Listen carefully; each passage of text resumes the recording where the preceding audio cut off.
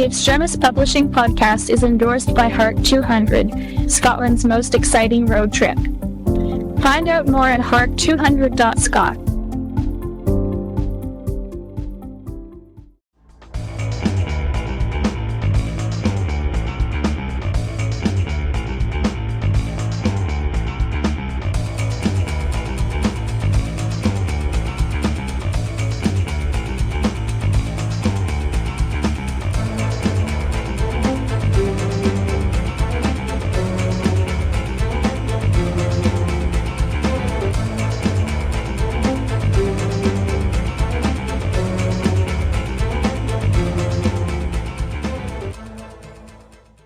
Hello and welcome to the Extremis Publishing podcast. I'm Tom Christie, and joining me today is the only man in the world who has more air miles than Phileas Fogg, Mr. David Addison. And he's here to tell us about his two Italian books, Travels Through Time in Italy and Travels Around Sorrento. As the title suggests, they outline two separate weeks of travelling which David enjoyed, where he visits some of the famous landmarks and most beautiful cities that Italy has to offer. David, thanks for joining us today. You're welcome, Tom. So how did these two books on Italy come about? Was this part of the world that particularly fascinated you? Well, actually, it was the first holiday that my wife and I went on after I was given early retirement, being surplus to requirements. As a matter of fact, I do explain the genesis of the books in the first of the Italian books. What happened was that we were in Rome and doing a bit of sightseeing with our new friends who we'd met on the trip. It so happened that on the Corso we happened to come across number 18, the Casa di Goethe, who, as you know, wrote an Italian journey about his grand tour. And this was the very house where he had spent 2 hours writing it. Now, it was my wife who suggested that I wrote my Italian journey. Why don't you write a book about our trip, she suggested. As I said, I had just retired and I had plenty of time in my hands. I'd been a teacher of English, so she thought I was just about literate enough to be able to put some words to paper. She also thought it would give me something to do after I'd done all the hoovering and dusting and ironing, whilst she was out at work, and it would keep me off the streets. She knew not what she did. With that innocent suggestion, she was transformed into a writer's widow. Now it annoys her that I do nothing else but write. She has also been co-opted as proofreader and photographer. As the old adage has it, be careful for what you wish for. Now, in the first of your two Italian books, you visit no less than 8 different cities, all of them with a very diverse history and cultural background. What interested you the most about these particular cities, and what did you enjoy most about them? Ah, dear, that's very hard to say, Tom. You know, they all have something different. And just for the record, for anyone who has not read the book yet, the cities are Naples, Pompeii, Assisi, Florence, Pisa, Siena, Rome and the Vatican.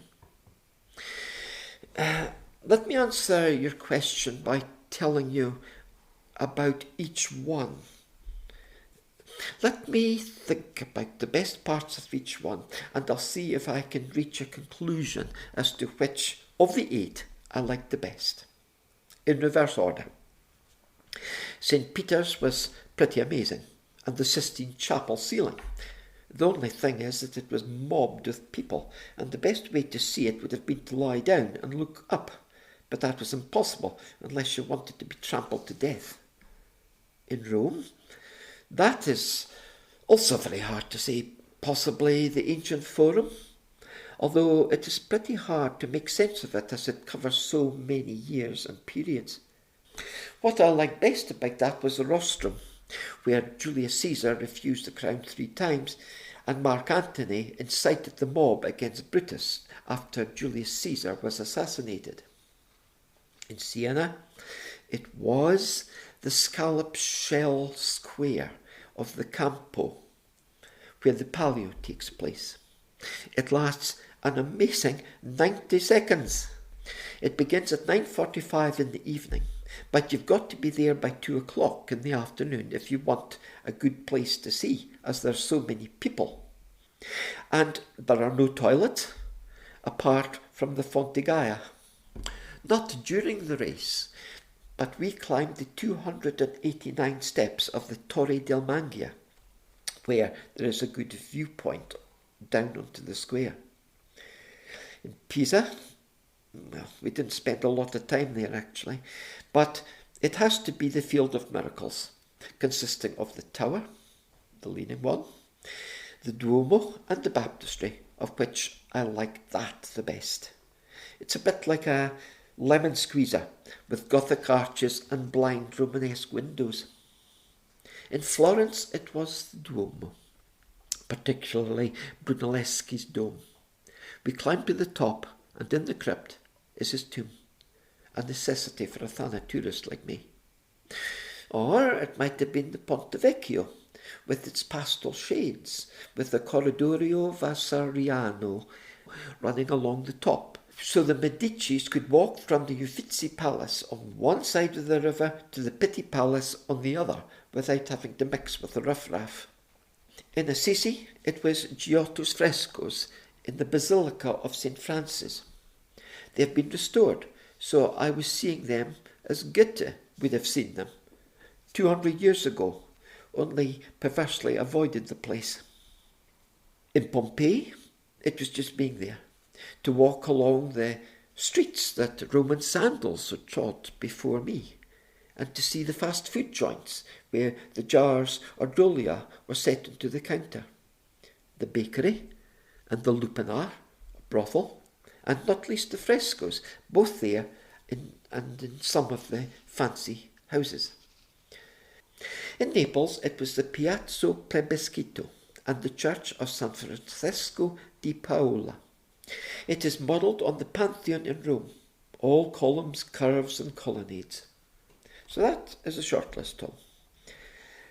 I'd really rather not say what I like best. It's a bit like having to choose your favourite record out of 8 on Desert Island Discs. I'll tell you what, after I've been on that show, I will make up my mind definitely. Now, as you explain in your books, David, both take place on 2 separate weeks. What would you like to say about those 2 particular periods of time, and how did they differ? Yes, it was a different sort of holiday, and yet it wasn't. It was meant to be, the second week was meant to be more relaxing, a bit of rest and relaxation, a bit of a swim in the pool and some sunbathing, but it didn't quite work out like that. On the very first morning, we had a complimentary tour of Sorrento. After that was finished, Fiona wanted to look round the shops with our new friends. I decided to go back to the hotel and relax. Unfortunately, I got on the wrong bus and ended up stranded in a village called Sant'Agata, away up in the hills. I had no money to buy a ticket back, and to make matters worse, it was siesta time. It was hot, and there was no one about. It was like the deserted village. I won't divulge how I got out of that scrape, you'll just have to read the book. Suffice it to say, Fiona had walked back from the town and said it didn't take her that long. Then we went on a minibus tour along the Amalfi Coast. We went with some people who'd been on the tour on the first week, whittled down to a big 10 of us. We were told that we were the bosses. We could go where we liked, stay as long as we liked, and so on. The drivers would give us the information as they drove us about. The reality was quite different. I called the older driver Il Duce, or big driver, and the other driver, our driver, baby driver. He may or may not have been the son of the big driver. Their dictatorial attitude was best revealed when we were taken to Ravello. That was as far as we went. We had 2.5 hours there, left to our own devices whilst they went off for lunch somewhere. Actually, it was a pretty interesting place with connections to Wagner, but what interested me most was the phial of blood of St. Pantaleone in the Duomo. where on July the 22nd each year it is supposed to turn from dark and opaque to translucent. We were there on the 30th, and guess what? It was. Then there was Hotel Ruffalo in Positano, popularised by Steinbeck, and where D.H. Lawrence wrote part of Lady Chatterley's Lover. But I didn't know about that until we got back. Our drivers did not tell us. We were left to our own devices there, as we were in Amalfi, which of course is where the Duchess came from in Webster's famous play. The drive along the Amalfi coast is particularly beautiful, with lots of interesting things to see along the way, if you can bear to keep your eyes open. It's very sinuous, and Italian drivers have a penchant for driving within a centimetre of the vehicle in front and passing in the most impossible of places. Yet we did not see any accidents, and just as well, as had there been, it would have brought the traffic to a standstill. Apart from that, we took ourselves by train to Herculaneum, and we also went back to Pompeii. In a way, I sort of preferred Herculaneum, as it is a lot more compact, and a good number of buildings have been restored. We also took ourselves to Capri, and walked up to the remains of Tiberius's villa, from where he ran the empire for 10 years, from AD 27 to AD 37, and where he died, murdered by Caligula. We were planning to cross the bay to Naples later in our holiday, but to tell the truth, we were just worn out and ran out of time. So it wasn't really that much of a change from the previous week. We don't do relaxing holidays. We come back for a rest. One thing that does stand out from reading your book is the sheer number of colourful characters that you met in the course of your journeys. Would you like to say more about them? Yeah, that's right, Tom. To my view, that's the interesting thing about travelling. You meet a whole lot of new and interesting people.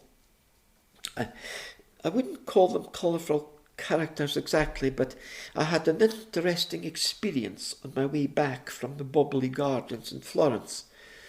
Fiona and I had split up because I wanted to walk in the sunshine along the Arno, while she wanted to seek out the shelter of the streets. There I was, minding my own business, when I met a sweaty fat man with a map. He was obviously feeling the heat. He stopped me and asked for directions to the railway station. I didn't think about it at the time, but I was obviously a tourist, so why was he asking me? I was just about to find out. I was aware of someone in a pork pie hat coming up behind me, and a tough-looking hombre stood in front of me and asked Mapman and me to show him our papers. Mapman obligingly produced his straight away. Couldn't say which country it was. I didn't have mine with me, as advised. "Plain clothes police," said the tough-looking one. "I have the right." I said I didn't have it with me. Meanwhile, Pork Pie Hat might have been trying to pickpocket me, but I didn't have anything in them. I increased my grip on my camcorder. Then suddenly I had a bright idea. "Show me your papers," I said to him. That did it. All three of them scarpered round the corner. The postscript to this tale was that Fiona and I failed to meet up at the designated place. We don't do easy holidays, as I said. Another encounter we had was on the boat coming back from Capri to Sorrento. The previous tale took place in Travels Through Time. This one took place in the sequel. The boat was really crowded, but Fiona and I managed to squeeze into a couple of seats. In front of us was an ugly-looking customer who reminded me of Kojak, bald head and blubbery lips, who made no effort to move his feet to make way for us. He was accompanied by a drop-dead, gorgeous young lady, about half his age. On his other side was a holdall occupying a seat. And here's another thing. Kojak's fingernails were painted red. Before long, a middle-aged man came along and asked Red Fingernails to remove his bag. "It's broke," snarled Red Fingernails, lifting the bag up a fraction, and before plonking it back, I could see a crack running across the seat. Boldly, the newcomer said that nevertheless he would like to sit in it. As before, neither Red Fingernails or his girlfriend made any effort to move their feet to make room for him. The newcomer was unfazed. "I'm from Argentina," he introduced himself to Red Fingernails. "Not speak English so good." "Then shut up," said Red Fingernails. Wisely, the Argentinian decided to take his advice. We found his rudeness utterly embarrassing, but the Argentinian did not seem to be put out in the least, although thankfully he made no further attempts at conversation. Another memorable person on the occasion was a lady from Yorkshire. This is back to the first book again, when we had a farewell dinner, an evening with the tenors in Rome. There were a couple of tenors and a soprano, God help us, who entertained us by singing some songs from the operas. At the end, the tenors cajoled some members from the audience to join them on the stage. All the while, he was blasting away, "Figaro, Figaro, Figaro," and Mrs. Yorkie began imitating him, spreading her arms out wide and responding with her own "Figaro." He tried to pull her arm down, but she broke free and, wiggling her assets, declared, "Figaro, Figaro, Figaro." It really was the funniest thing I'd ever seen.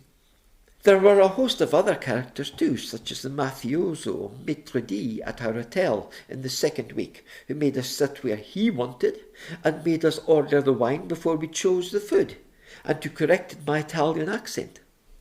Well, David, Rome is one of the great world capitals, and Sorrento in the Bay of Napoli so famous that Mario Lanza immortalised it in song. It seems that you've been to many places in Italy and thoroughly enjoyed the experience. Does that mean that you'll be returning there at some point in the future for further travels? Well, never say never, Tom, but actually I have written another book about Italy, which is called Misadventures in Tuscany. We were based in Lucca, which is a bit off the tourist trail, but well worth a visit in my view. And whilst we were there, we revisited Florence and Pisa. It's called Misadventures because I picked up an identical bag at the airport and spent a lot of time and money repatriating it instead of sightseeing. Meanwhile, our luggage was held hostage at Pisa airport. We got it the day before our flight back. As I said, we revisited Florence, but when we were there, I discovered I had left my pouch on the train, so we had to spend a great deal of time reporting the loss to the police. I never did get to see inside the Uffizi, but I did get to see the inside of a police station, which I imagine most tourists never get to see. I spent a lot of time cancelling my cards and so on, and eventually, at the station, I caught sight of a lost property office and called in there, and there it was. A cleaner had handed it in. If only I'd thought to try going there first. Of course, if only I'd not left it on the train in the first instance. We've also been back to Siena and to Puglia, both with the holiday property bond, and where we stayed in a trullo, one of those charming conical traditional houses. A lot of Rome still to see, but we've got no plans to go back to Italy, and no more books on Italy planned in the meantime. I've got too many books to write on Scotland before I think about going back to Italy again. Well, David, I think anyone reading your Italian books will be delighted by the combination of historical fact and entertaining happenings, and I, for one, certainly look forward to reading more about your future travels. Thanks very much for having joined us today. Thank you very much for having me, Tom. It's been a pleasure. Travels Through Time in Italy and Travels Around Sorrento are available to buy from all good independent bookshops and online retailers worldwide. Thanks for joining us today. I hope you'll tune in again soon.